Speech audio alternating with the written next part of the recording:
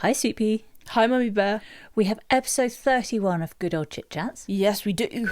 This week we've got Adam Jones, aka Adam Five Sheds, as I like to refer to him. Adam Five Sheds. That's a very good point. He was on Gardener's World this year, episode 2, not that long ago. Yes. And we get to hear all about Adam's dream garden, as well as a bit more about the beautiful garden that we got to see when Sue Kent visited him. We saw mostly his veg garden, I think, on the show, and we hear a bit more about the ornamental side. Yeah. And also some of the challenges that he's had to tackle with that piece of land. Oh my gosh, huge challenges with the weed that everybody is afraid of. Yeah. It's not bindweed, and it's not ground elder. No. It's worse. It's worse. So we find out how Adam tackles that, and with everything he takes it in his stride, which he does. Gives a much more relaxed approach to gardening, which I think certainly for you and me we're in need of that, because we can get quite stressed thinking we're behind with things and we're not doing stuff right, whereas he's very much a go with the flow kind of person and has great success. Exactly. That's the whole point, is that has this flourishing garden, but he's kind of like, okay, that'll be there, that'll do this, everything. A really enjoyable chat with Adam. We did actually talk for a very long time. Yeah, because we just were bouncing off ideas, and it was just, I had so much fun with him because he was just so lovely. And he's got a wonderful imagination as well. He takes us to quite extraordinary places. He does. So we have Wales involved, of course, the homeland, the motherland, and we have the Alps, the Welsh Alps. The Welsh Alps, as we called them at the end.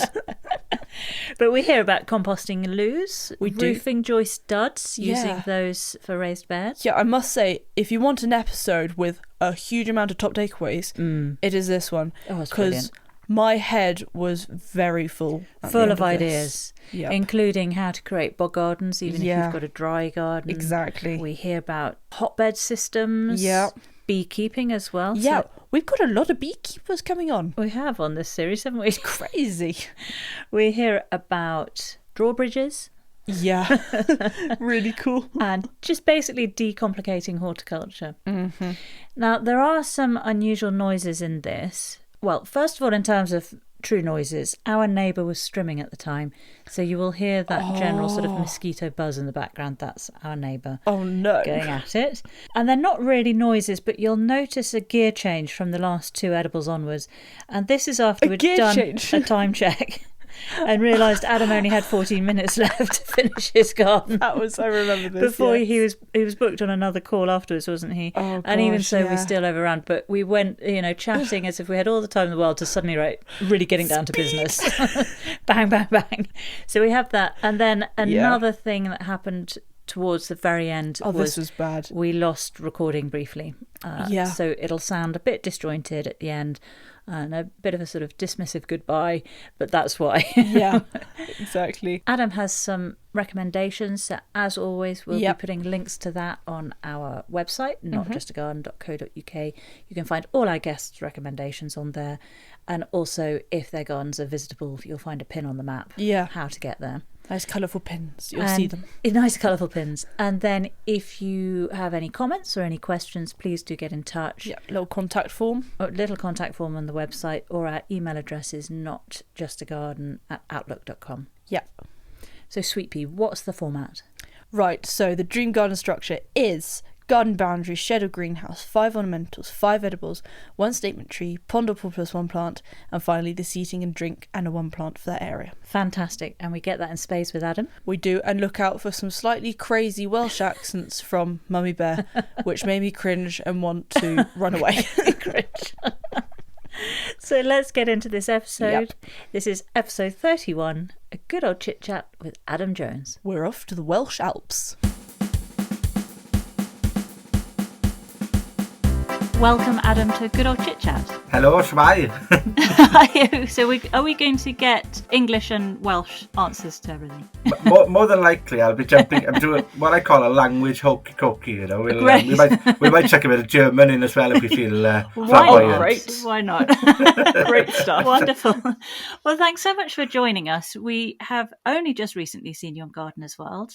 You were on episode 2 of 2025. Mm-hmm. And we saw your wonderful mostly we looked at your veg garden, which is at home, isn't it? Yeah. But we were aware from looking at your website, you've also got ornamentals as well and all sorts going on. And we also read that you bought that 5 years ago and have been building up steadily since.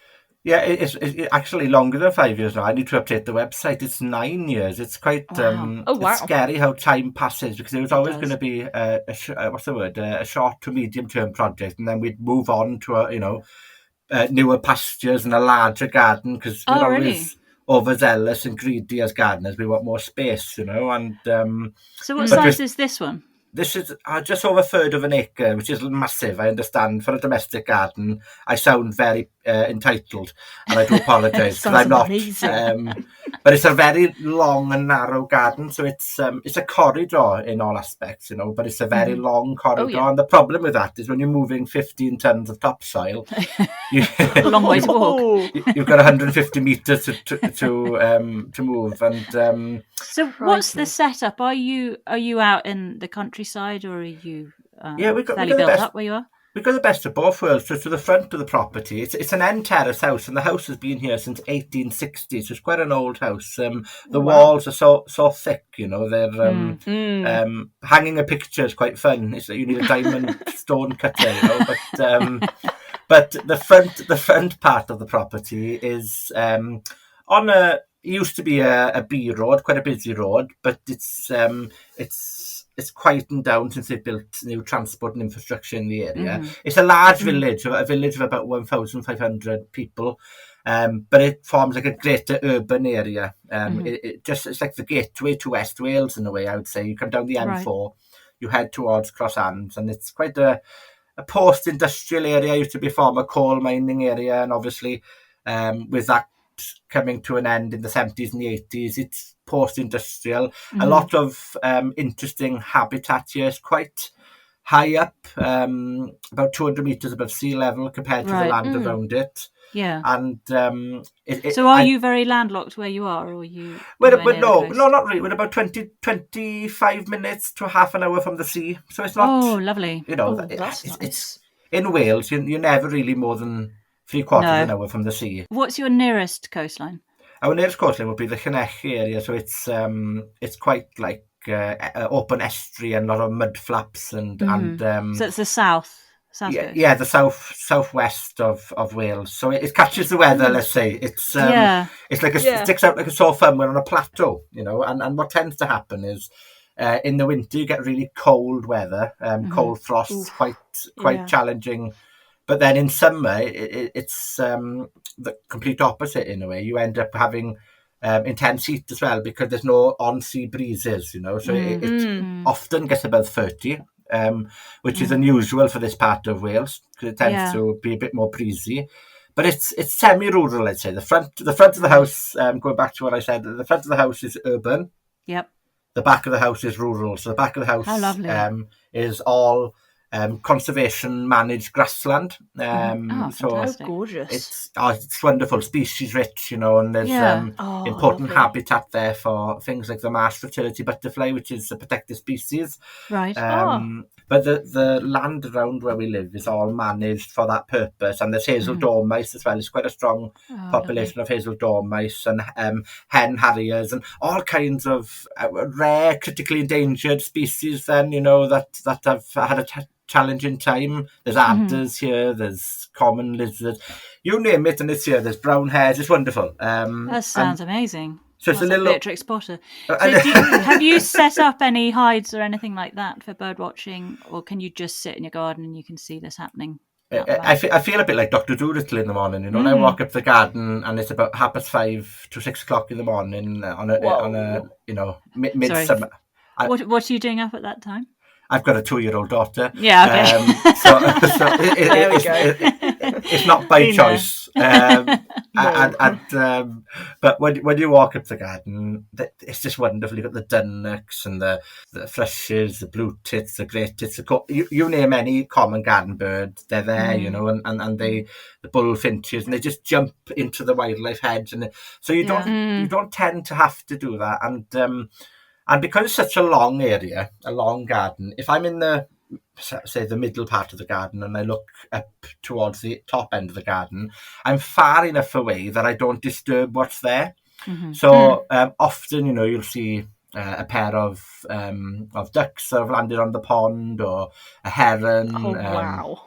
We've got badgers, foxes, hedgehogs, you name it. I catch them on trail cameras. So I haven't got to hide, but I will want to build one in my dream garden. So I'll got you. We'll get on to that. I'll go into that. But it's a lovely area. It's a wonderful space. So when you arrived there 9 years ago, what state was the garden in? Yeah. Well, I was ever the optimist, but it was in a sorrowful state. It was it was overgrown. We do suffer from some pernicious weeds and some alien species. We have got Sayonara japonica, so Japanese knotweed.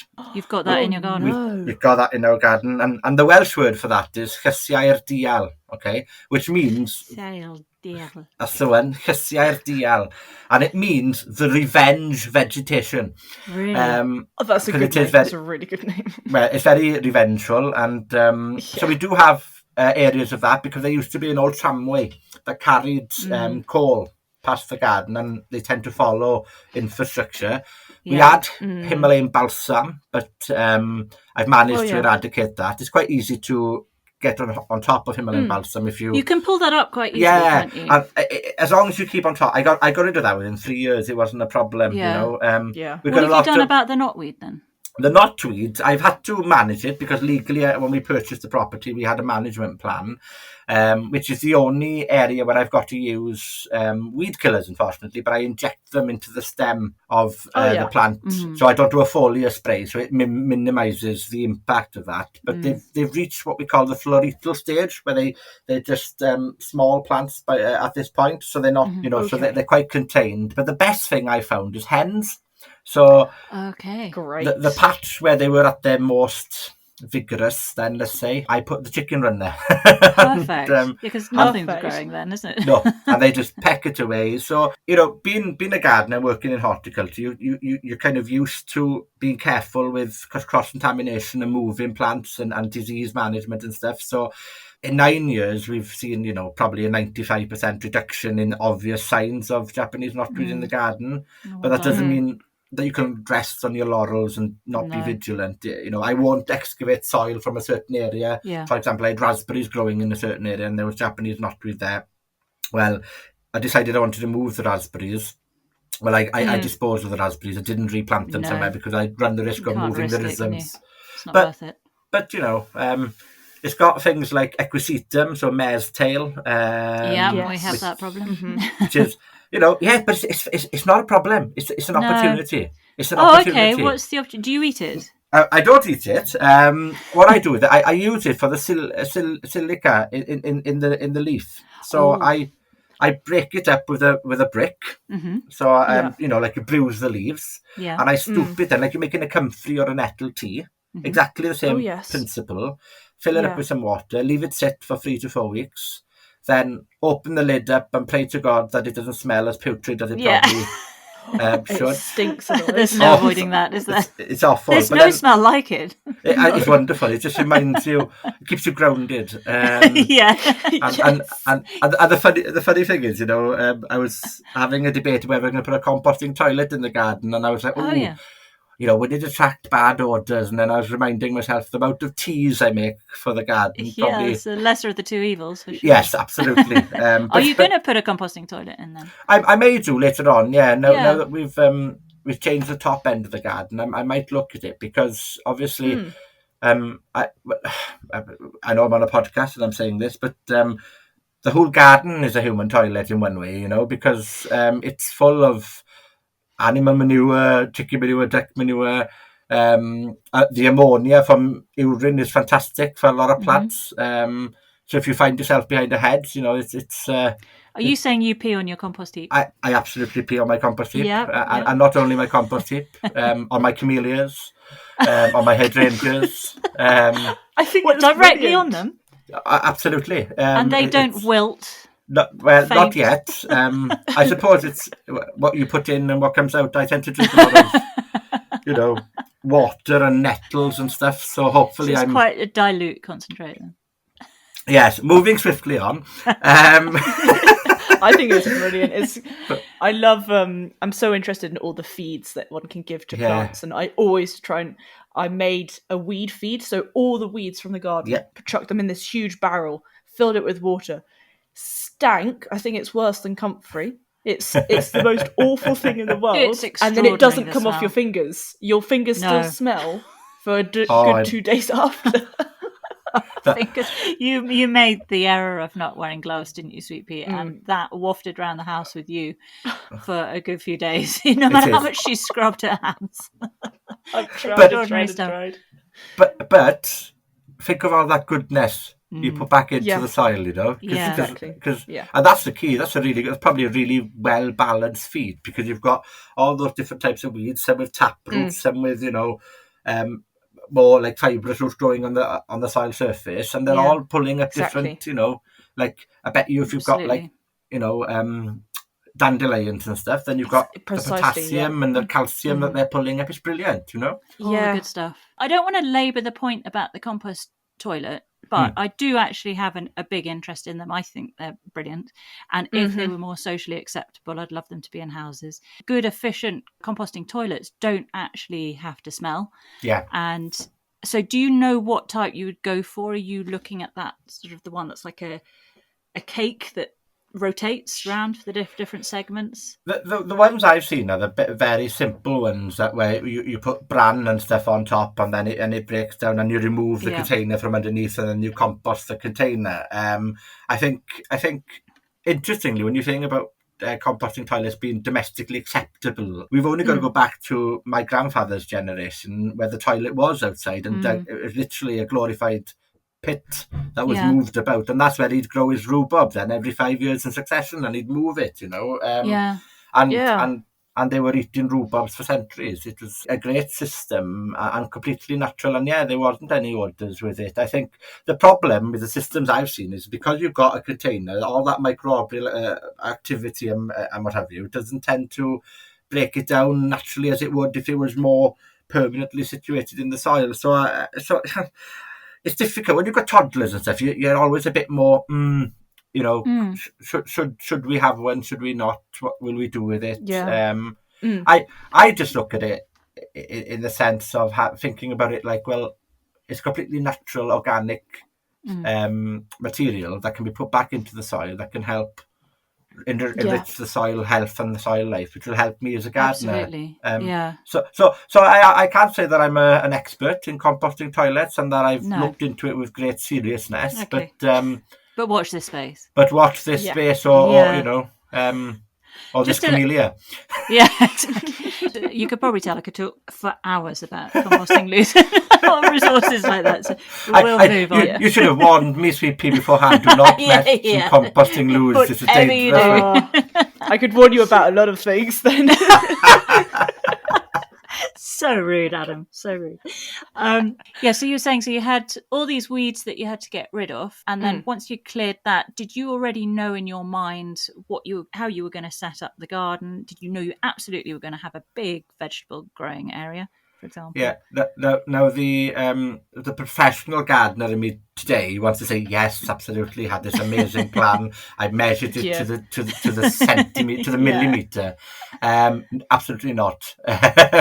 What happened, in essence, when we bought the property, there was already an established veg garden further down, and that now is becoming an ornamental area, and it was full. We moved in August, and there was rows of runner beans and beetroot and potatoes. It was beautiful, and that kind of sold the garden to me, because the bit that people see online today is the bit that was really wild and overgrown and needed to be completely redesigned. But the bottom area, because it already had an established veg garden, being used to eating my own produce and trying to live, as self-sufficiently as possible, to me it was a big tick. I would have lived in a zinc shed so long as I had somewhere to grow food, and when we were creating the new garden, one of the first things I did was landscape the area carefully as well, because I mentioned some of the weeds that we do have. I had to put a lot of drainage in because it was quite wet and acidic. Okay. But because the soil was so acidic, I was thinking to myself, well, I need to kind of manipulate the growing conditions here to raise the level of the pH, because obviously growing vegetables, you want something more neutral, positively alkaline. Yeah. And the pH in some areas was 4.6 and 4.7. It was wonderful for a blueberry farm. But terrible for more other things. And so I kind of knew that I needed to raise the level of the ground level to bring a lot of topsoil in to try and manipulate those growing conditions.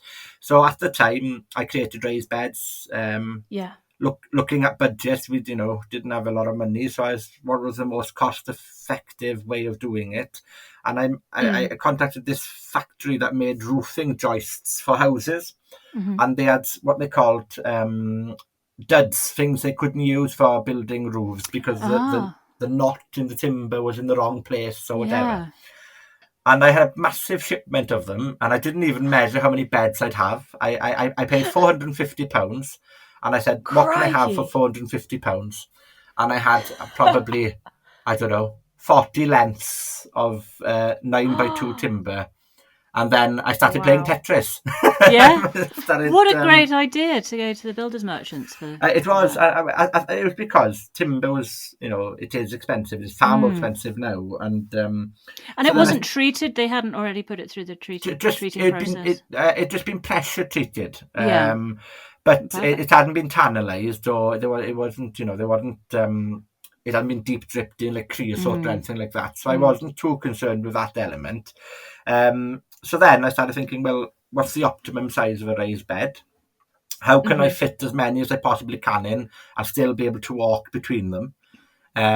Which was interesting for when you're filming, because for programs like Gardener's World, because when you've got a camera tripod, of course, trying to fit it needs a bit more space than a 40 centimetre path, because I'd calculated that 40 centimetres was enough for me to walk between the beds, and then the cross paths were 60 centimetres, so I could get a wheelbarrow down one side, but then walk in between the middle.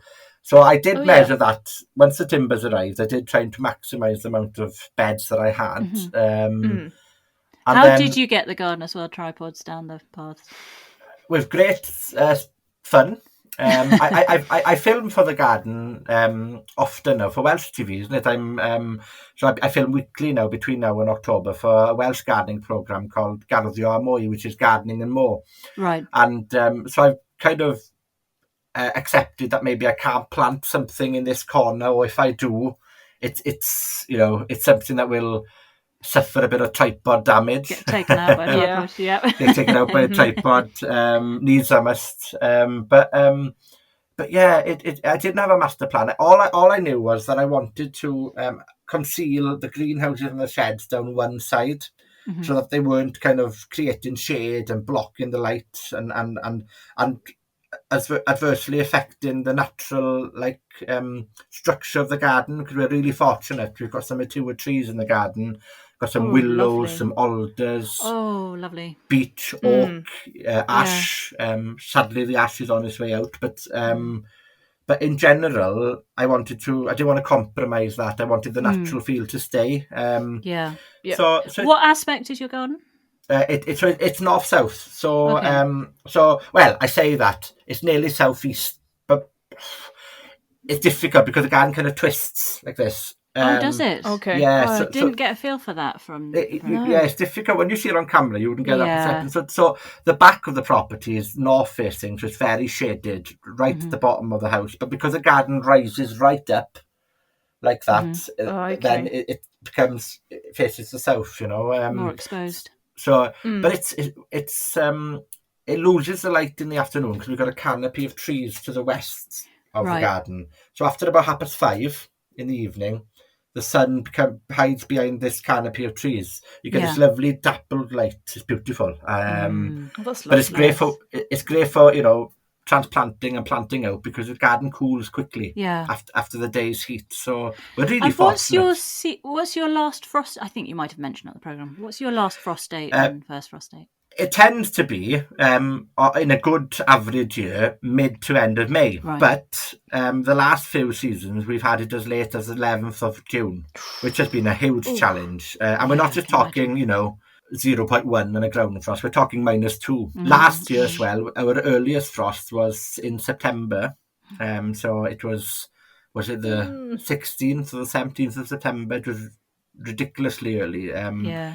You know, in a normal year, you'd be pretty safe to plant your tomatoes in the greenhouse after maybe the 20th of May. And you could expect your first frost maybe the first week of October. And so how do you manage that? Do you keep a keen eye on the forecast and you wrap things and cover things, or do you just fly by the seat of your pants, or what's your technique?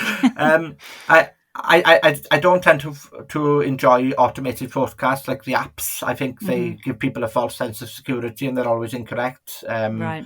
Well, especially we've got the UK in particular. So many microclimates. Every village has got its own little frost hollow. Yeah. So having some kind of computer model tell me that it's going to be 4 degrees here, and then I look at the temperature for the coastal areas, and it says 4 degrees there. I know I can have it straight away, you know. Yeah. So I've got a weather station. I'm a keen garden meteorologist. I like monitoring how much rainfall we get, how much the temperature fluctuates, and the diurnal range between the nighttime temperature and the daytime temperature and stuff. Right. This time of year is interesting during springtime, when we tend to get into a false sense of security, and we see the temperature rising to 18, 20 degrees in the day, and we think, yes, here we go, let's get the courgettes in. And nope. Yep, we've been there though, haven't we? And we've all done it, you know, and I'm very conservative in when I delay planting out and stuff. I take a long time to get things out into the ground, because I failed terribly in the past with things like aubergines and chilies and stuff, you know, being out too early. And those cold nights really do just dent the plant. You're better off waiting 3 weeks. They'll catch up. It stunts them, doesn't it, otherwise? So what's your technique? You still are sowing but in the greenhouse, or you're keeping it all inside in your house? Or? In most years, but I haven't done so this year. I operate a hotbed system where I create a raised bed within the greenhouse. I jam pack it tight with chicken manure, and then it heats up to about 65 degrees in the first 3-4 days, and then it drops down to about 30, 35. Wow. And then to see that. I put the seedlings on there then, and they germinate tremendously quick. Yeah. And that's what normally works well. This year, unfortunately, I haven't had the time to build the hotbed, and the spring has got it's heated up quite quickly in the day. It would probably exacerbate that breaking down process the hotbed generates natural heat from, which would mean that it wouldn't be as effective for so long. Right. So this year I've just operated some I've got some tubular light heaters that run off the electricity, which is not ideal, because I like to use the natural process because it doesn't cost anything.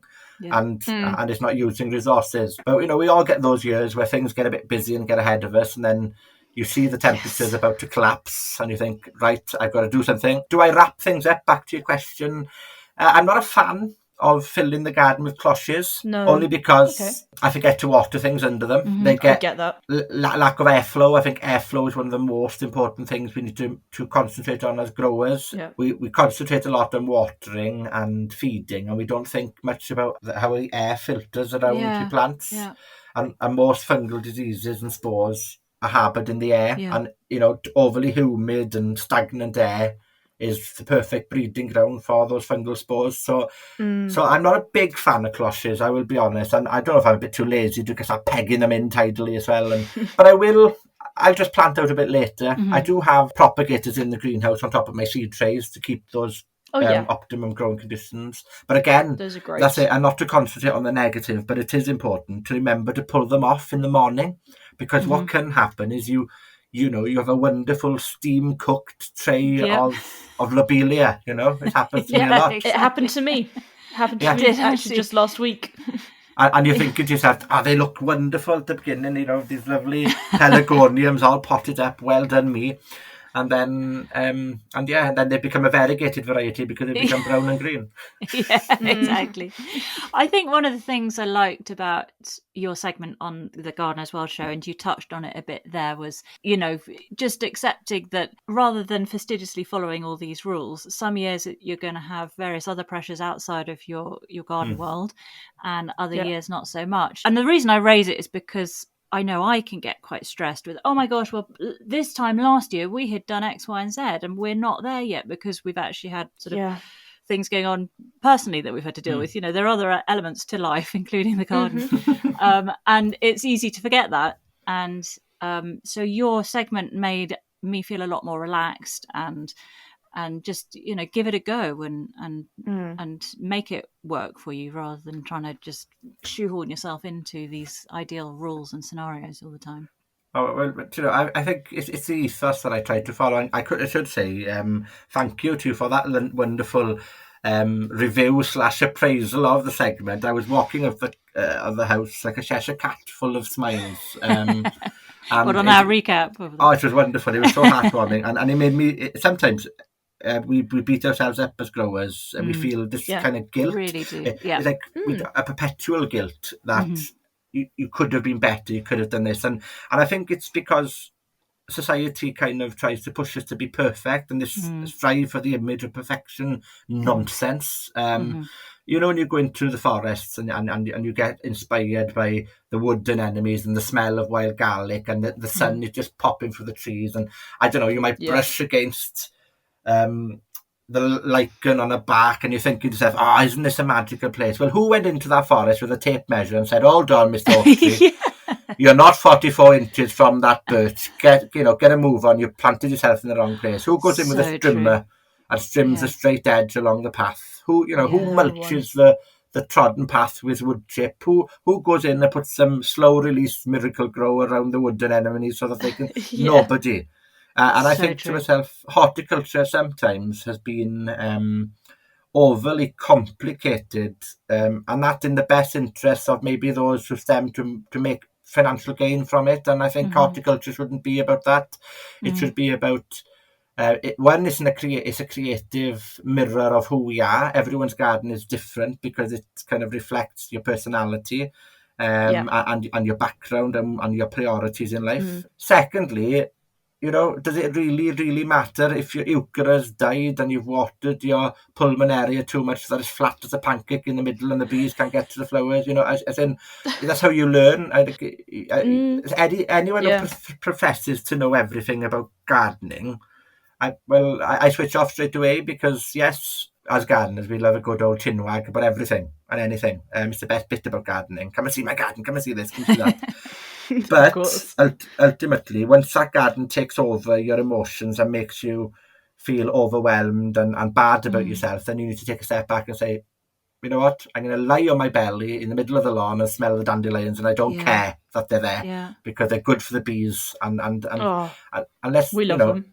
Yeah, I love dandelions. It's the best plant in the world. Absolutely love dandelions. It's dandelion season at the moment, and my bees are going absolutely mad for it. Oh, it's wonderful, isn't it? Just the sound because of all the dandelions. And I just want to be a bumblebee, a solitary bee, a honeybee, and I just want to go in and start shaking it about in the middle of the flower. It's just, but not to sound all philosophical and stuff, but I think we've got to come away from the idea that the idea of keeping up appearances in a way, and then we're keeping our gardens in this immaculate fashion because they're not meant to be like that. No, a good garden is full of weeds and dead plants, in my opinion. Yeah, very true.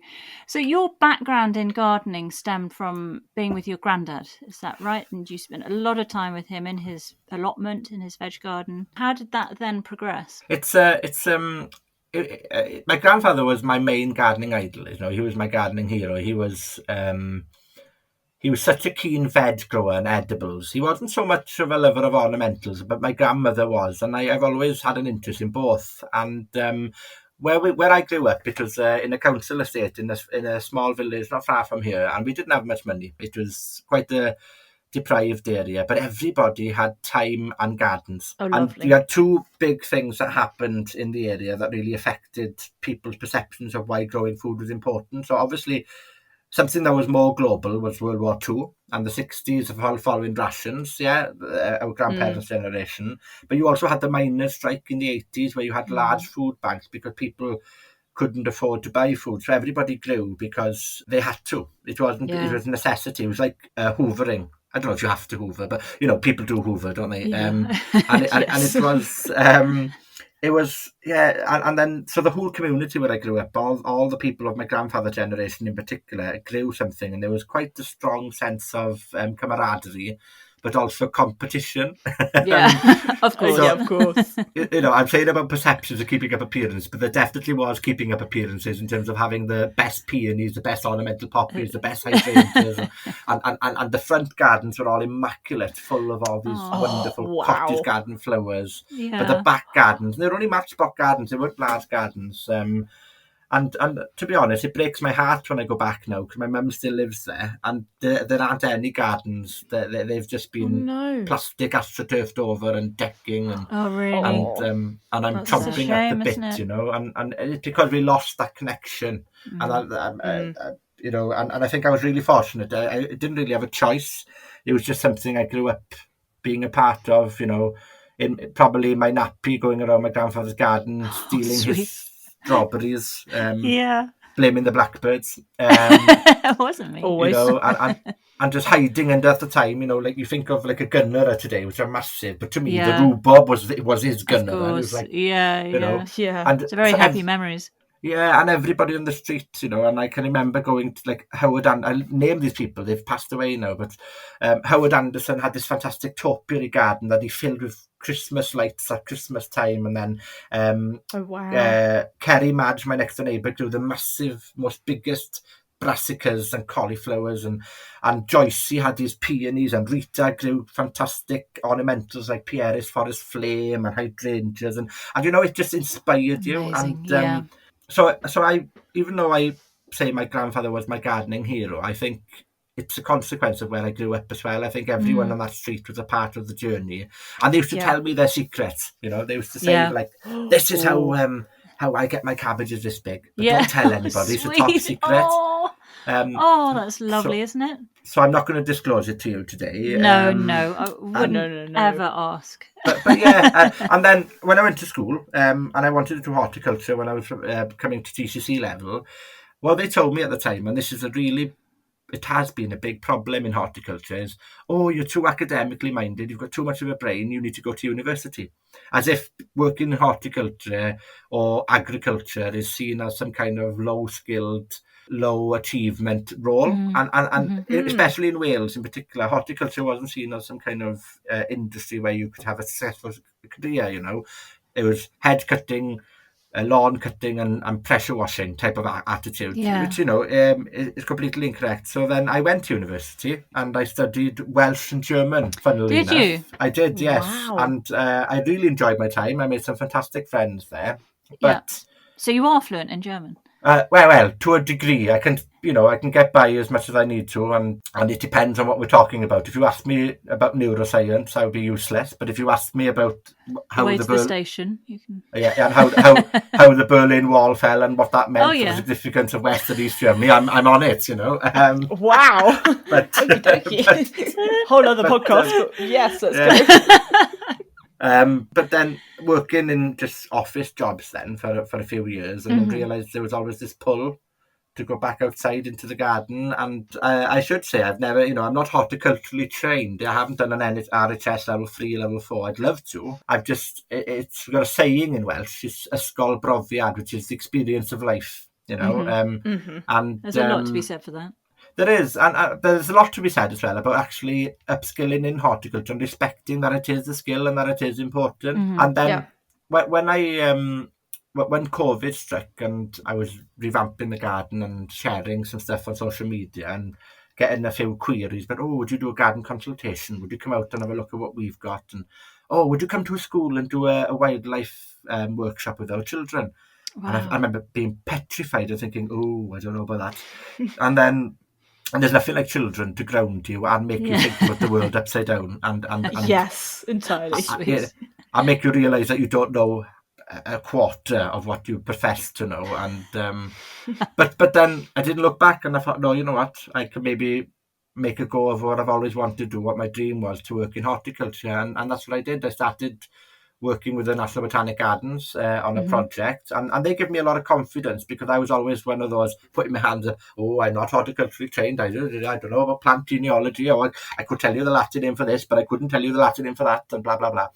And then they made me realise, actually, the knowledge that I had just because of the experience was really valuable. And the gardening team there as well, which was really great, traditionally used to be quite, antagonistic towards like social media campaigns that the garden would do, education programs, as if that they weren't proper gardening. And then I came along and recorded some videos about how to prune roses and do basil root cuttings and all this stuff.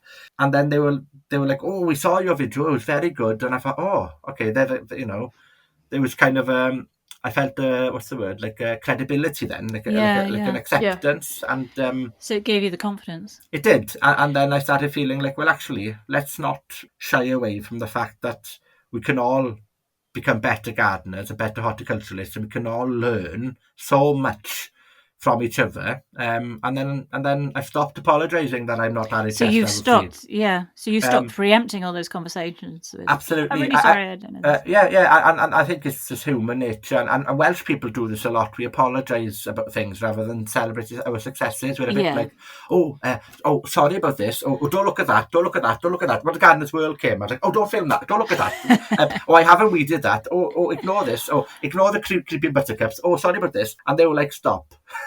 I don't think it's just a Welsh thing. I think it's just the British Isles, isn't it? It's what we do. It might be, But so if you'd had your time again, going back to say GCSE, would you have changed GCSEs? Maybe not so much. Would you have changed the A levels you did? What would you change? Oh, definitely. And luckily in Wales now, the curriculum has changed. There's a lot more like green technologies and environmentalism coming into education, and the importance of conservation and stuff. If I could have my time back, there are a few things I'd do differently.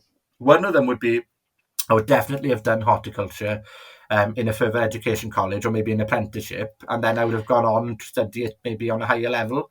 So left at 16 after GCSEs and gone on and had an apprenticeship. Definitely, and just because the inspiration someone can get from working alongside someone else and seeing what they do. I don't think I'd have ultimately I don't think it would have changed the way I garden and who I am, but I think it would have given me maybe a bit more a confidence at the beginning of my career when I came into horticulture, to be more confident that what I'm doing is correct, it's not incorrect. And today, obviously, the more you work in horticulture, the more you realise that actually gardeners in general just love a good chat about the garden and what to do. But there are differences between gardening and perhaps maybe horticulture on a industrial scale, like plant propagation in a nursery, for example, or whatever. You find a lot of nurserymen and gardeners in garden centres aren't actually keen domestic gardeners, and they don't have gardens at home at all,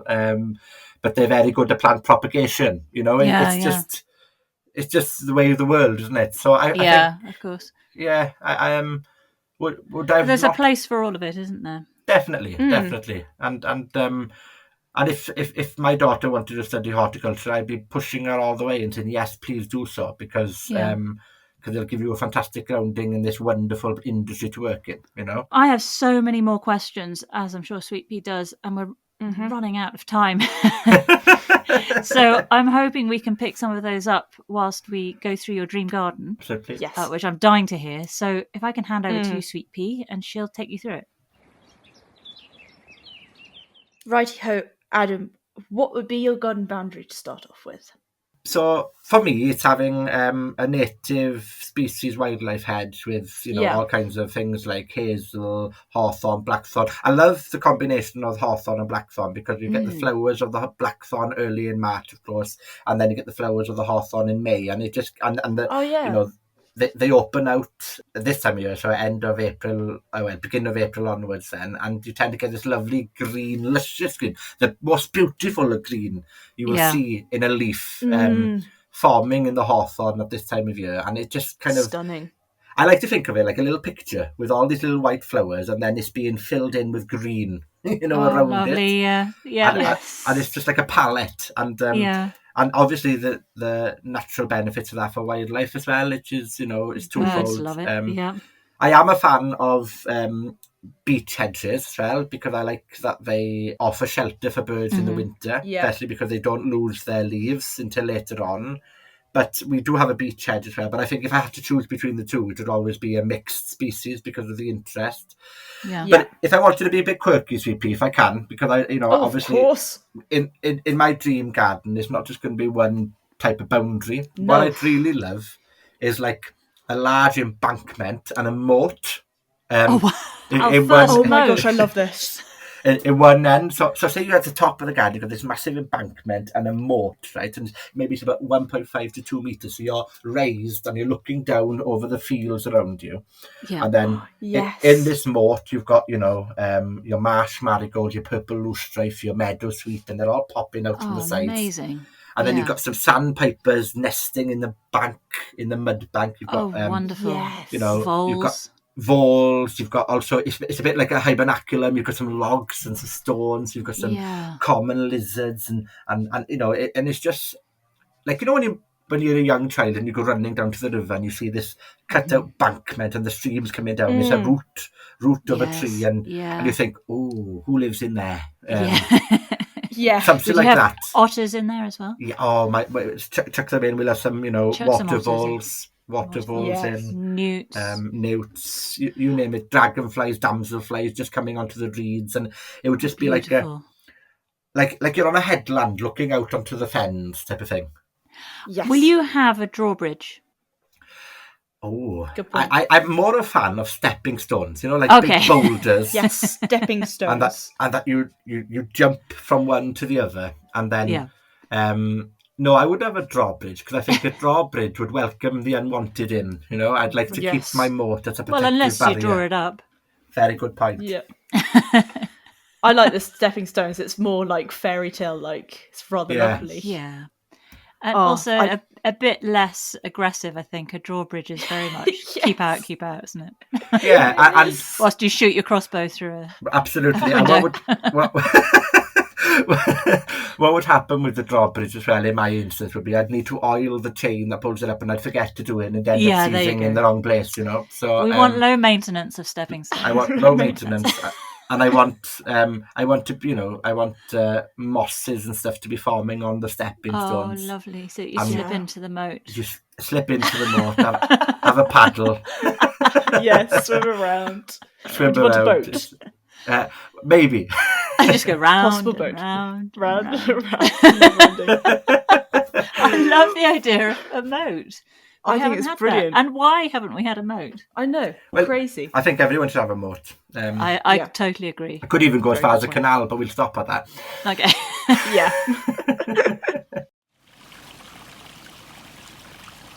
Well then, would you like then a shed or a greenhouse if you had to choose in your dream garden?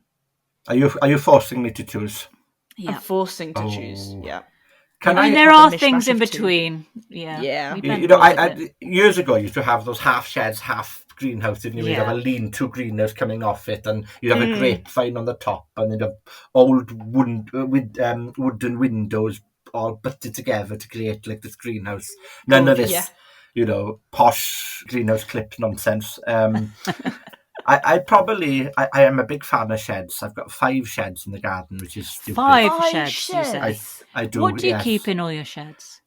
Things, things that you've got to keep as a gardener, like used yogurt pots. Used yogurt pots. Old ice cream tubs, lollipop sticks, grape punnets. You can never be lost without a grape punnet because, when you've got to pick your blackberries, so you've got to find somewhere to put twine that you're definitely going to reuse next year because you don't want to waste it, and then you find that it's been eaten by mice. You need these pots. Yes, that's a good point. You do. And for the 4th garden fork that's got a wonky handle with a nail sticking out. You just need all of those. So I'm definitely a hoarder when it comes to gardening. I was about to ask. Me too. I've got, obviously, because I garden in schools, I've got a lot of kit for children. So I've got, I've probably got about 15 garden forks, 20 spades and all this. But so I store those. But I've also got a shed for beekeeping equipment and poultry. Of course, you've got bees. I've got bees. So they take a lot of equipment, So we've got Do a shed. they? Yeah. Yeah, absolutely. So we've got a shed for all that equipment. And then I say this, it ends up being like a a hot pot in the end of mixed things everywhere. But pots as well, you just can't throw away a pot. Should be a criminal offence because I think so. pots weren't made for recycling bags. They're not. Pots should be reused and reused and reused. And I get potty about pots every time, So I'll have to say sheds, because if I didn't have sheds, where would I put all these wonderful things? Where would you put your pots? Of course. What type of shed then? I like the idea of having like a log cabin, but like one that's oh yeah. You see, I don't know if you've watched things like Outlander, where they've built it in Outlander, or oh no, there are a lot of like like the Canadian timber lodges, and then you've got like the white insulation between the logs, and then you've got like a roaring fire in the middle, and then beautiful, like a loft in it'd have to be a 3-story, I suppose, because the stuff better to have one 3-story one rather than 5 maybe. You're reminding me a bit of Heidi in the Mountains. Did you ever watch that when you were little? Yes. And Grandpa's house? Absolutely. Peter but for gardening. But for gardening. I don't think you've seen that, Sweet. Yes. No. Absolutely. And to be honest, let's move the garden to the Alps we might as well. Got it. Okay. So and because we've got all those alpines, be brilliant. But also I think on the top of the shed, rather than having like an apex roof, I'd like a flat roof with a terrace, so you can go up and sit on top of the shed. Beautiful. Oh yeah. You've really hacked this shed. Yeah. It's castle moat, isn't it, really? Because you've got your tower where you can sit on top of it. I want a castle. I mean, how many bedrooms do you have in this shed of yours? Only about 6. But, 6 bedrooms. We could have more. You mentioned about the Alps earlier. If you could be anywhere in the world, is it Wales? I said that's a tricky one, because on a day like today in spring, it's like, yes, absolutely. Why would you want to be somewhere else? But I love the Alps. I've been to the Alps a few times. The Swiss Alps? Swiss Alps, been to the Austrian Alps as well, and the French Alps. And I think when you speak German in particular, the Alps are just a wonderful place to go. Yeah. And they're very similar in one ways, very condensed growing season, lot drier, not as wet, And, when you see that alpine meadow and you just think, and you see like, the poppies popping through and violas and stuff, and little violets. Their wildflowers are fantastic. Edelweiss. Is Edelweiss, you can't beat it, and we start singing. But so I think, let's put the garden in the middle of the Alps, but let's turn the Alps into Wales. Let's make sure that the people around me can speak Welsh and German, and I'd be happy. They're all Welsh, they're all German. It's in the Alps, but in Wales. Got it. Okay. Do you ski? I've got that. That's one thing I'd love to. My wife skis, her family does, but I've never actually physically gone skiing. Well, now you live in the Alps, you're going to be able to do that. I could ski in the garden, really, to harvest my turnips that are under about a foot of snow. Yeah, exactly. Over the moat. It'd be frozen at that point. Exactly. You could ice skate. What would be 5 ornamentals that you absolutely must need in your dream garden? Yeah, this is the most cruelest question you can ask a gardener. I'm just telling you. I get it. This is ruthless. And you're asking me at a time where it'll probably change in a few months. So, so it depends when this goes out. I'll probably have a different opinion. But because I've got to make a decision, I'm going to say hydrangea paniculata limelight. Oh, lovely. I love... we've got 2. I bought them for my wife and I on our first anniversary. Yes. Not really. I think she cordoned on that I was buying them for the border, and they were also an anniversary plant. I would have done the same. Stuck a load of plants in. Yeah, because, it's a permanent present, and we can propagate it for when our daughter gets married, and, it's something to... Plants are very much... It has a future. Yes, they're part of our heritage. So I've got 2 of those, and I love them, and they've got these wonderful, starting off like green, limey flowers that tend to progress to a pure white at the end of the... Stunning, aren't they? Yeah, and they're big plants, and if they're happy, they will fill an area, and I like, that they provide interest throughout the season, and they're dry in the winter, and you've got the nice, structure of the dried flower head. Do you do anything in the house with those dried flower heads? Not until this time of year, because I tend to leave them on because it just looks so nice and add a bit of interest, But you can use them in bouquets and stuff and cut flowers, and the flowers themselves are fantastic as well, They're so beautiful. I love that lime green. The lime Yeah. green going to white. It's a beautiful, subtle It's stunning. colour, isn't it? I think hydrangeas in general, you can't go wrong. Be they macrophylla ones, be they the climbing hydrangeas as well. They just they're so and obviously in a Welsh wet, damp climate, they really do perform. Perfect. And positively acidic in areas. You get some nice shades of blue, and they just so definitely hydrangea paniculata limelight. Okie dokes. Any variety of sedum, because I love sedums. Any variety of sedums. In particular, when you're a beekeeper and they provide so much nectar later on in the season, October time, September, October time, a lot of studies show that a lot of honeybees will forage on wild flora throughout the season until they reach about September time when that ceases to exist. So then they come into our gardens, and our gardens become really important places for pollen and for nectar sources just before the winter and before the ivy hits. So there's like a lull where beekeepers tend to take off the honey as well to extract it. So it's a bit of a difficult time for bees. So sedums are just, you get a lovely variety again. They change colour. They're from light pinks, and they start going to like a maroon red later on. And again, they dry. They look nice when they're dry, and it's just the luscious growth early in spring when you've got this cluster of leaves. They just interest all the time, So do you notice your bees head towards the sedum at that time of year? Then? Absolutely. It might as well have a big billboard on it saying free meal here. They just wonderful. They just plague them. And not only the honeybees, of course, all the solitary bees as well. You see them coming. And I found that a lot of solitary bees will nest not far from where my sedum are in the garden. And I think that's a telltale sign of the importance of the plant, Yeah, absolutely. How many hives do you have? 20 at the moment. 20? I do, wow. Yes. But not all in one place, of course. We've got 4 different sites because obviously you want to spread the distribution out so you don't overpopulation in a certain area. So I did have 7 in the garden, but I've moved them to a site which is just about 100 metres in the field because our young daughter didn't understand that she couldn't just run up to the hive and start hitting it, Stop shaking hands with all the bees. Shaking hands with all the honeybees and doing the bee dance. So you have a deal with the farmer, do you? Yes, that's it, absolutely. What's that, a few hundred pots of honey? Yeah, well, it's not quite, it's not that inflation busting, it's not that bad to this point, but a few jars of honey. And how many jars do you get a year on average? The last 2 years have been quite challenging for bees. So we've had about 600 jars a year the last 2 years. But in a good year, we should expect about 1,000. Wow. Yeah. Oh, more because we're up to 20 now. That's based on about 14 hives. So we have increased, wow. And do you sell those on your website? I do. And I also sell them locally in the farm shop and in the butchers and what have you.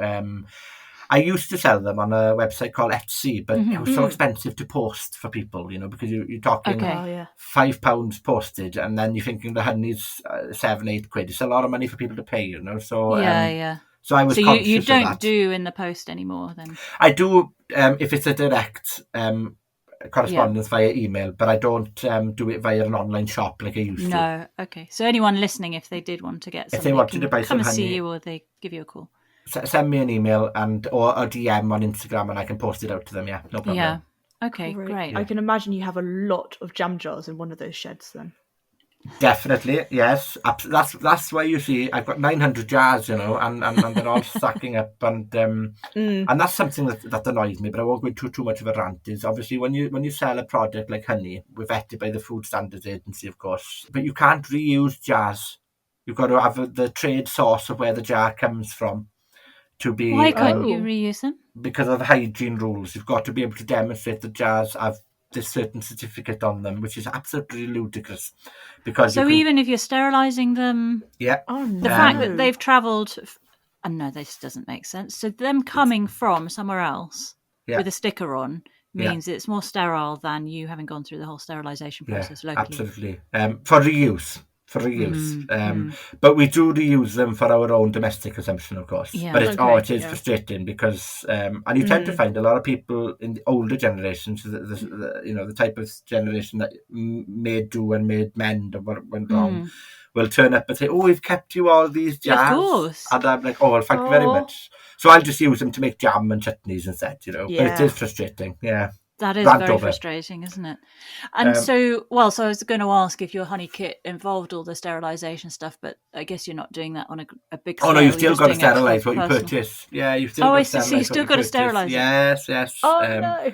And the amount of work that you've got to do, and honey by virtue is a sterile product. Yes, exactly. And you've got to put a 5-year expiry date on the jar when they found a jar of honey in Tutankhamun's Egyptian honey, exactly. But there we go.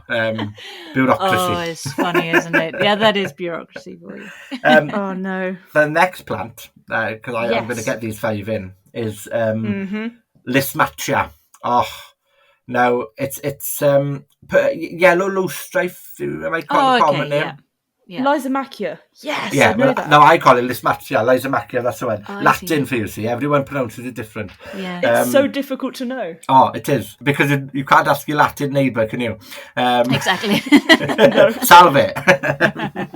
That's another thing I find when it comes to, obviously, in Welsh, our vowels are very slender, so we pronounce Latin more maybe as a Spanish person would. I don't know, but anyway, Lismachia, I love it. It's wonderful. It's just this turrets of yellow, and you've got so many different varieties of them as well. They're hardy. They come back. I'm seeing them all springing into life now, and I'm like, you weren't over there last year. What are you doing? There's a lot of self-seeding going on. Yeah, well, and their roots, they tend to, they spread very quickly. But if you want to fill a herbaceous border with just a splash of vivid yellows, and I've got one cultivar that's got like a pale white flower on it, not a yellow flower. Wow. I can't remember what it's called. No worries. I'll find out because I remember where I bought it from. Well, mind you, if I went back there, I'd buy too many things from there. But anyway, but it's very relatable. It's beautiful, and it just fills the borders. And again, pollinators love it. And it's a plant you can just stick a spade in it and give it to your neighbour and give it to your friends, and then just keep coming back and coming back. It splits well. It's not fussy. It's not a fussy plant. Great. That's it. It'll tend to grow in any type of soil, part shade, full sun. We used to call it tobacco plant when we used to grow it. Right, I don't quite understand why, because it's not like a nicotiana type thing, but we used to call it a tobacco plant. But I love it's a nostalgic plant as well, because it's spread everywhere in my mother's garden. Yeah. And now it's spreading everywhere here, and it's wonderful. Yeah. Brilliant. Oh, beautiful. I don't think we've had that before, have we, sweet pea? I don't think so. I love that plant. Have you got it in your garden? I don't think we have. We You're going to have to go out to get it. You're going to have to go, no garden is complete without one.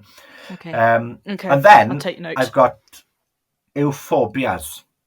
Oh, yes. Now I love euphorbias. Now, in Welsh, we call it chaith lys, which means the milk plant. Chaith lys. The milk plant, because, yes, because when you squeeze the stems, it's very soapy and sappy, isn't it? It's you've got to be careful of it, haven't you? You have, yes. I wouldn't recommend that you do go and squeeze the sap of the stem. But I've got, I created a little like woodland border, and it's full of like fritillarias and wood anemones and celias and stuff, and it's different primulas, and I've got euphorbias in the middle. I've got one that's called is it Crimson Minor or something like that, and it is beautiful, and it's right in the middle. And it's the new growth is coming through, obviously, and that's like a little bright yellowy green, and then it's turning this lovely maroon red, and it's and then I've got the just your bog standard euphorbia as well, and they all complement each other, and there's so many different varieties of euphorbia. People don't understand that there's so much colour and texture you can add into a border just from euphorbias, and again, they're a glutton for punishment. They do well in most areas. They don't tend to be overly fussy. And I think they make a nice backdrop to some more tender, delicate plants. So because they're in the middle of the border, some of the the the primulas that I've got, so primula japonicas and stuff, that's on my list actually, so I'm getting it in. Dotted about, and the wood anemones and the, what's that one called now? I've got the Welsh name in my head, it's Blade Dagagea. It's a yellow with aconite, the aconites. Oh yeah, yellow aconite. Yeah. Well, I love those, and they grow in the lee of them. And I don't know, it's like a miniature forest when you lie down on your belly and you look at the border. And everybody should do this: get down on your bellies by your borders, because you just see them from a distant aspect, and it just they excite me more than they should really. Is this in a very shady area of your garden? Yes, it's under the oak tree near the log store, so it's wonderful. So they do really well there, I've got some eucharas as well dotted about. And eucharas love this garden. I know some people hit and miss with eucharas. What I tend to find with eucharas is, I'm going off on one now, is that they become congested and they just do well from a bit of thinning out and pruning and getting a spade in the middle, splitting. And people are scared to split them. But actually, don't be scared. Even if the half the plant that you've tried to propagate withers away, what you've got left that you've replanted will benefit from that Giving experience. A bit of space. Absolutely. So and then the last one is Primula japonica. Yeah. Which is a candelabra primula. And again, they come in all different colours, but they've got a lovely hot pink one. Yeah. And one of my most favourite gardens in the world, if you're ever in this part of the world, is Aberglasney. And it's a private garden. Mm-hmm. It's been on Gardeners World in the past. And it is it's only 10 minutes from the house, and it's my most favourite garden, especially in spring. It's got the Himalayan / Asiatic side with all different azaleas and acers and camellias and stuff. But then you've also got the dual garden, which is like a woodland area. It's just full of candelabra primulas and the Primula japonica, and it's got swathes of them. Yes, all the way through, and they're spreading everywhere. And then you've got your wild rams and garlic popping up as well. You've got the white heads of those. And then you've got bluebells, and you've just got this wonderful ground magical cover. Yeah. That's and they tend to be a later flowing primula. So a lot of our primulas are out now earlier in spring. Mm-hmm. But the candelabra primulas tend to be out in maybe late April, May. Yeah. So they kind of bring you into June more than other primulas do. I love those candelabra primulas and wanted some, but they like it quite damp, don't they? Yes, which is beautiful. Just aren't damp enough by water. Yeah. One tip I would say, if you want to create like a little bog garden, like and with that you can plant things like Schizostillis in like a Kefir lily, like a river lily. They grow wonderfully well as well. What I would do is create a sunken area, and just create a little damp area and plant them in there. Use an old compost bag turned upside down and dab a few holes in it. Right. That's a great idea. And you get a little bit of a wet area then, Why have we never thought of doing that?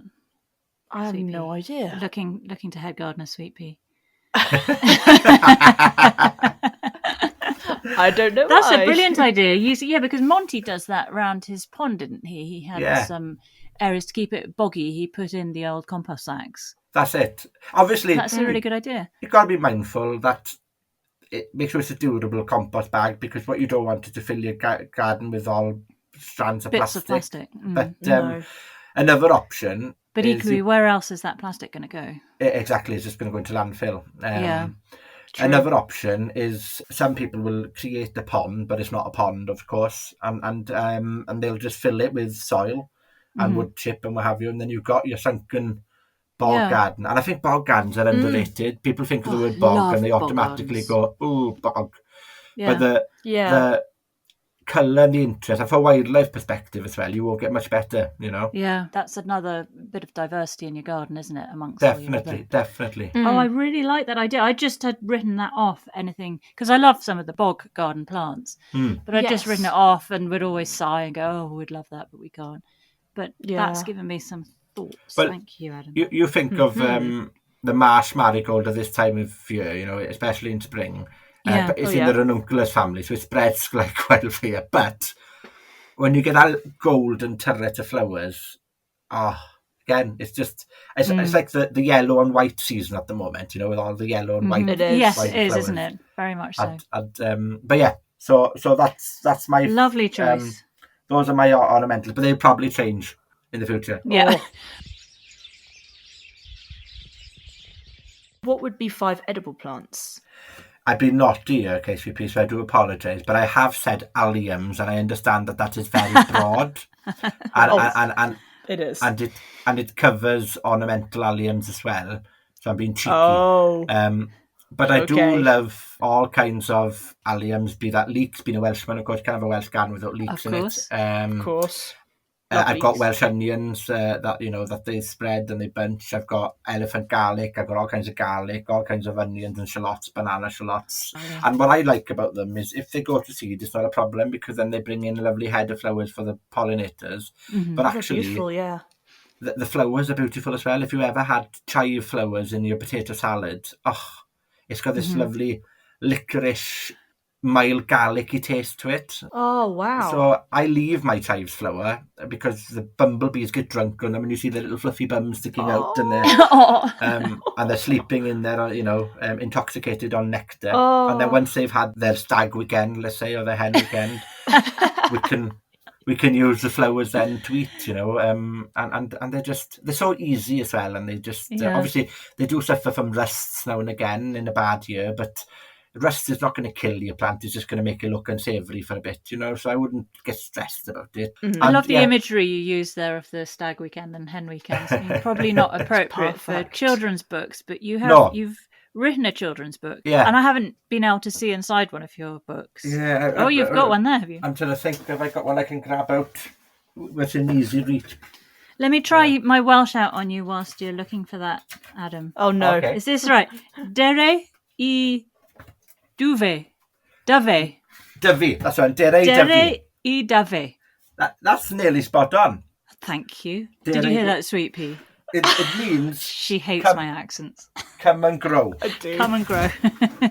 Hold on, I'm going to just grab this over here so you can. I want to show you the image in it. Adam's just rummaging around his bookcase. He's disappeared completely from view. There we go. I'm back. And he's back. So if I can just show that.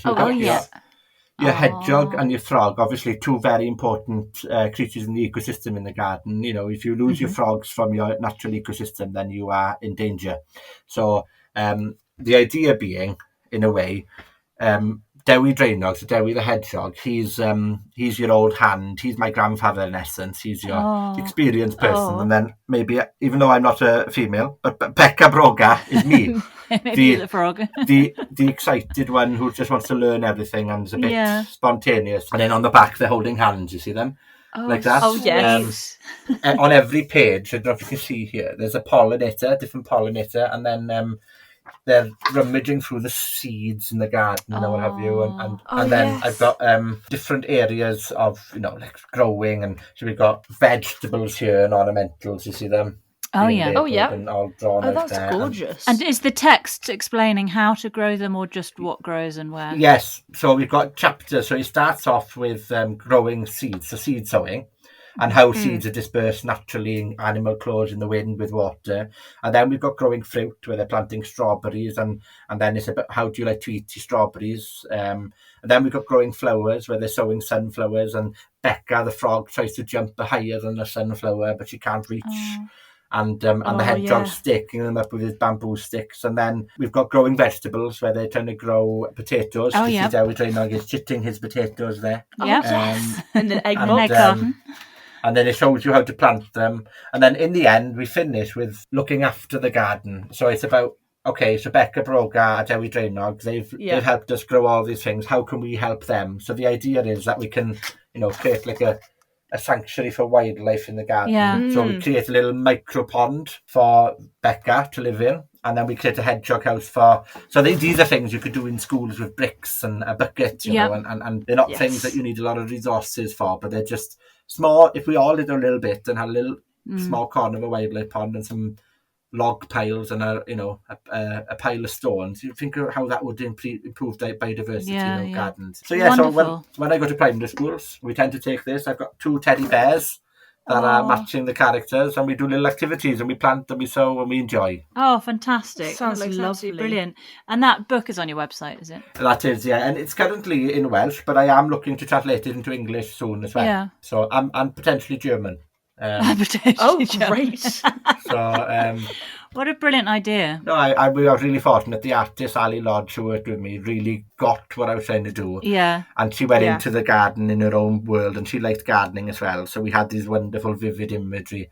Yeah. And I was like, yes, she gets it. So brilliant. Beautiful. So I'm still on edibles, am I? We sure Alliums are. We've had 4 others. So then rhubarb is the most underrated edible plant there is. People tend to think of rhubarb as something that they don't enjoy in their crumble or whatever. Now, the best thing to do with rhubarb is beer. Right. Well, now you talk my language. So that not mine yet. that is the answer to my last question in terms of what drink I would have. So I'm not going to tell you more about that yet. I'll okay. in a minute. Oh, I'm intrigued. Keep you hanging on that one. But before you drink, we need rhubarb. Got it. But in my garden, the rhubarbs are all from people who are no longer with us as well. So they're from that community where I grew up. So I've got my Tadke's rhubarb. I've got my Jackie's rhubarb, I've got Kerry's rhubarb, I've got my Uncle Di's rhubarb. So I couldn't tell you what varieties they are. I do not know. No. Are you forcing them? I have forced my grandfather's one before. I didn't do it this year, only because I split it this year and I didn't want to put it under more stress than it needed to be, because it had been practice what he preaches. I tell people, in 3 to 4 years you need to raise your rhubarb and split it, and I'd left it for 8. So it was, I nearly needed a mini digger to move it. Wow. Oh, crikey. I created 11 new plants off it, so I was chuffed. Fantastic. A little part of my grandfather's garden is being dispersed and lives on, So you've got that all around your garden, another 11 of his No, plants. what I've done, I've planted one back, and I've planted one in a different area, and I've planted 2 in a community garden that I run just down the road. And then when I go into the schools, then I take a rhubarb with me, so I know that it lives on. Oh, that's brilliant. Lovely that his rhubarb is living on. It is. I think, I don't know what it is. I need to get a test on it, really. But then that might ruin the romanticism of it, you know? Can't it just be Grandad's rhubarb? It is, absolutely. Yeah. But, and then I've got Dormice kale, because I'm a fan of perennial veg. That comes back. I've got them in the garden. They're looking a bit bedrazzled. They're large and woody. I need to kind of tidy them up a bit. Do you know Mandy from Incredible Vegetables? I don't, no. We've actually had a chit-chat with her, very, very interesting, and she's all about perennial veg. So all of her vegetables are perennial, and it's bringing back old ones. For example, have you heard of walking onions? I have, yeah. I've got them in the garden, yeah. Is that the one you mentioned earlier? Yeah, the Welsh onion, yeah. You call it, it's a Welsh onion. Yeah, so the seed head creates a bulbous, and then it collapses, and then it grows again. It lands on the ground. And it's amazing. It's worth checking out her website, because she's got a big seed bank of all these amazing vegetables, and she's doing a lot of work to keep those going. That's really good advice. Thank you. I'll have to look into that, because I also feel sometimes, some people will say, I can't commit to doing an edible garden or grow my own food because of X, Y, and Z reasons, isn't it? Life gets in the way. Well, if you've got a perennial bed of asparagus, the Bentondine kale, wood sorrel, chives, all kinds of herbs as well, to do some artichokes, you name it, really, in a way, then you've always got a patch or somewhere that's cultivated in your garden that can produce food for you at minimal effort. Keeps coming back. So, and again, I think people are running away from me when I offer them a cutting of my perennial kale. I'm like, do you want a perennial kale? Like, we'll have one. No, that's the send you one. I'd love one. But I'm a fan of them, and it's a variegated variety as well. It's really got a lovely buttery taste to it when you steam it. It's wonderful. Oh, beautiful. What would be your last 2 edible plants then? So runner beans, like you saw in Ghana as well, my grandfather's runner beans, really important, and they're a good source of protein, and they grow really well in the UK, and they're really expensive to buy. So why not? Let's all grow our runner beans and French beans and hundreds of varieties. It's just beautiful. But they do grow so well, and we're eating them day after day, and freezing them and having them through the winter months, and can't go wrong, can you? Just dry them and chuck them into casseroles and stuff. They're just a fantastic source of roughage for soups. And so runner beans is up there. Beetroots as well. I do love my beetroot. I grow a lot of it. My wife loves beetroot. You go with Bolt Hardy. Bolt Hardy. There's no point faffing about with Moulin Rouge and Detroit and Chicago, and because what I find is Bolt Hardy does what it says on the tin, and it's a very beautiful taste. It's a large beetroot, so go for it. Can't go wrong. Brilliant. And edible flowers, I know it's technically another one, but everyone should grow edible flowers. Calendulas, pansies, primulas, borage, all kinds of things, all kinds of flowers. Chuck them on your salad, you can't go wrong.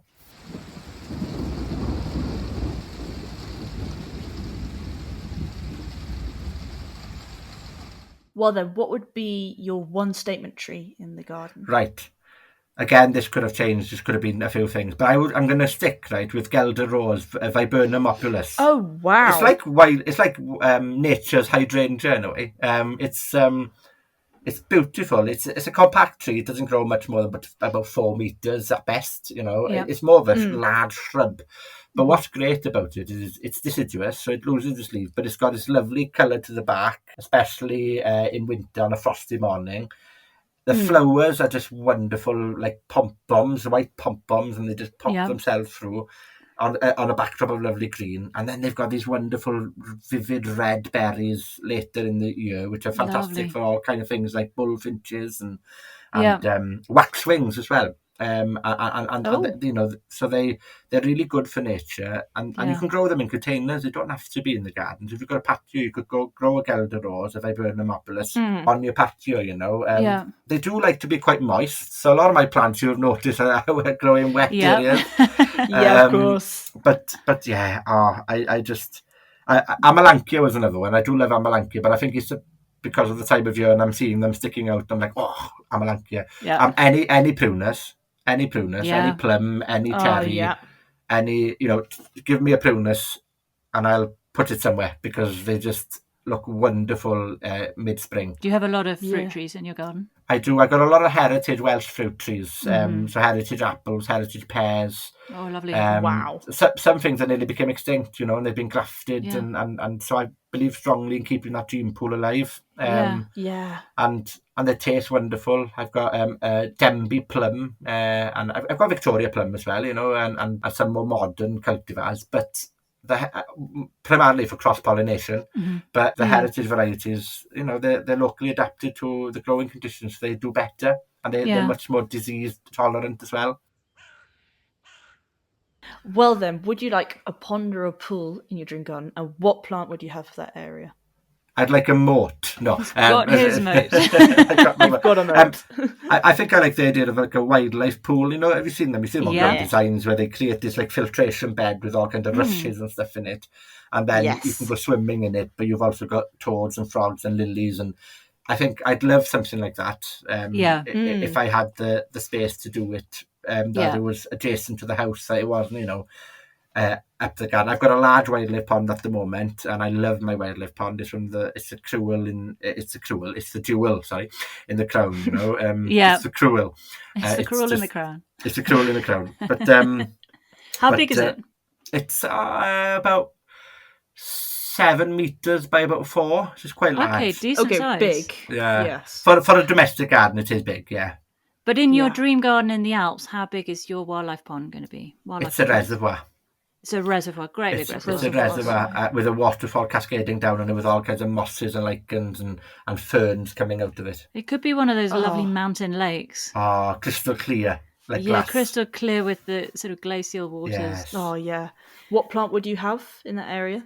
Oh, no, that's a tricky one again because I get excited. I think I'll have to go back to the marsh marigold, and I know it sounds silly and very simple. I like the marsh marigold. I just like the life that's in the leaf. The lusciousness of the leaf is just so green.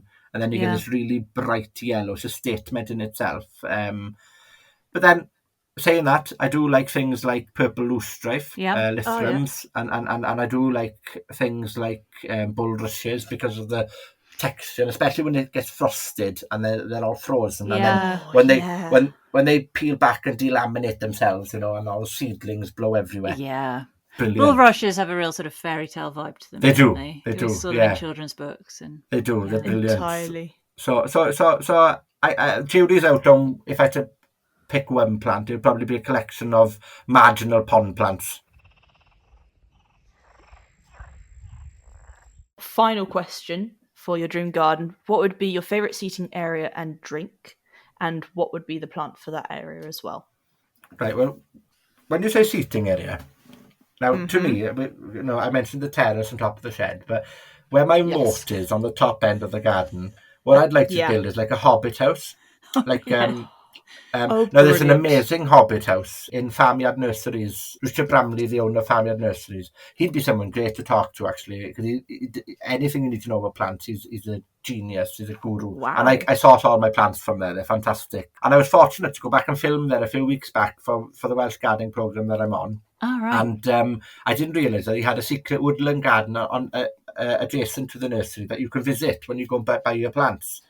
Which, as you can imagine, then give me the perfect excuse to convince my wife that we need to go on a family day out on the Saturday with our daughter, because the narcissus were looking lovely and the snowdrops were tip-top and the hellebores. And so we went, and is this lovely hobbit house, and they had a wood burner going in the middle of it, and we ate our snack in the hobbit house with a cup of tea. How incredible. And so I'd love to basically commission Richard to build it back in my garden for me, because I wouldn't be able to do justice to what he's done. It is a fairy house, and I'd like to put that by the pond, looking down over my moat with my hedgerows around it, and that can be my bird hide as well. Then I'd put a little bed in there. Perfect. And I'd have a good store of gardening books that I tell myself I'm going to read, but I never do, because I buy them all. Oh, we've been there, Adam. We've bought them all as well. And where do you get the time to then read them? I'm too busy pottering. But I convinced myself when I retire, when I'm about 99 from gardening, I'll have a few golden years left to read my gardening books, and then realise that I've done everything wrong. It'd be brilliant. I'd go, oh no, I should have done that. Yeah. What plant would you like for that area, and what drink as well? So that area, I think I'd like to fill it with like a green roof, because I do love green roofs, all kinds of sempervivums and stuff, and succulents. I think they're great for the bees, and they just, why have a hard roof when you can have a green one? You know what I mean? Yeah. Fill it with all kinds of small asters and stuff as well, just to bring a bit of colour into it, and some saxifrage and stuff, and London's pride and all that, wonderful, just dianthuses, like a little mini alpine garden on top of it, basically. Yeah, beautiful. Of course, that'd be lovely. And then you talked about the rhubarb beer earlier. Yes. So the idea with the rhubarb beer simply is that we harvest the stems early in the season, okay, and then you cut them up, and then you put them with water, yeast, and sugar. And you do what we call a quick ferment. So it only ferments for 2 weeks. That's it. And it creates this lovely, fizzy, sparkling beer, poppy type drink. And it's 8%. So it's got quite a kick to it, okay, in terms of this alcohol content. And it's fantastic for your summer barbecues when you've got a big crowd of people coming and you're too tight to go shopping and buy all that drink or what have you. Is that all you do? There's no, and then you do this? No, it's a quick 2 ferment. 2 weeks of fermenting, and that's 2 to 3 weeks of fermenting, and then you bottle it and you drink it, and it's sweet. It's a quiet thing. You've got to have a sweet tooth to drink it, but it is lethal. It's like Pimm's. It's something where you don't realise when you're drinking it that it's alcoholic. So you say it's a beer, but it's like Pim. So would you serve it with ice? Yes. Piece of fruit. This sounds amazing. But it's called rhubarb beer because it ferments like you would beer. But obviously it's a quick ferment, so it's not a wine. It's and it's very. You think of that like elderflower, poppy, rhubarb taste, and it's it's a taste of spring for the heat of summer. That sounds amazing. So, it really does. I've heard of it. I made a few gallons of it when we were going away a few years back. The time just passes. A few years back, and we were travelling about 2 hours in the hot weather in the car, and I could hear this whistling sound of killing the bottle starting to release. So my only recommendation would be to keep it in the shade. Don't travel with it. It's still fermenting. Yeah. Oh, amazing. Well, thanks for sharing that with us. I've never heard of it, and that does interest me. Not because it's alcohol, but I like the process of taking something like rhubarb, which neither of us are particularly fond of the taste of, to be able to create a sort of summery drink. It'd be quite nice to hand out to friends at a barbie. Would be fun, wouldn't it? You can make a non-alcoholic version where you just don't add the yeast, and you just you're basically making a cordial, so you add carbonated like a soda stream. That's it, and then so you get the fizzy poppiness of it, but it's not fermented. You get the taste is second to none. It's wonderful. I think we should try something like that, Sweet Pea. I need to think about getting some buying rhubarb. Exactly. Well, Adam, I'm going to read you back your dream garden, just in case there's anything you're not happy with. So, first of all, we're going for, everyone is going to speak Welsh and German. We're going to be in the Alps/Wales with kind of a mishmash of both together. Castle, that's the main thing that I got from that.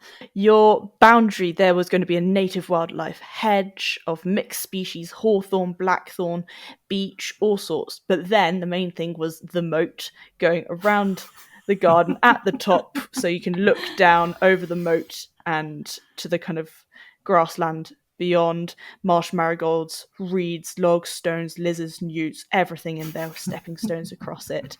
With moss, then so you fall in for a swim. Exactly, and you could just go round and round in circles. Then you wanted a shed like Heidi's house, the Swiss girl in the Alps, with a flat roof with a terrace, 6 bedrooms, many stories, that kind of stuff. Then your 5 ornamentals: hydrangea paniculata, limelight, any variety of sedum, lysomachia, euphorbias, primula, japonica, the candelabra primula. Then your 5 edibles, we had alliums, all of them. Rhubarb, perennial kale, runner beans and beetroot, with a special mention to edible flowers. That is very important. Then your 1 tree/shrub was a Gelder rose tree. Then you wanted a wildlife pool, toads, frogs, lilies, mosses, lichen, kind of reservoir size with a waterfall, marsh marigolds in there, and marginal plants. And then finally, you're going to have a rhubarb beer in a hobbit house near the moat with a wood burner and a green roof of sempervivum, succulents, and all sorts. It sounds very doable, doesn't it? I think I'm going to have to just get on with it. I think so. It sounds like the most amazing dream garden ever. Well, thank you so much for your time, Adam. We've had to scurry through those last ones because you've got another appointment now, haven't you? No, thank you for your time. It just makes you realise sometimes it's nice to sit down and have a chat about what you'd love to do in the garden, because we get so busy and pulled into the main flow of the growing season. We forget sometimes that it's nice to sit back and talk with like-minded people about what you can do, and it just makes me excited. I want to get outside and build my moat. Exactly. So true. Same. Well, that's been a good old chit-chat with Adam.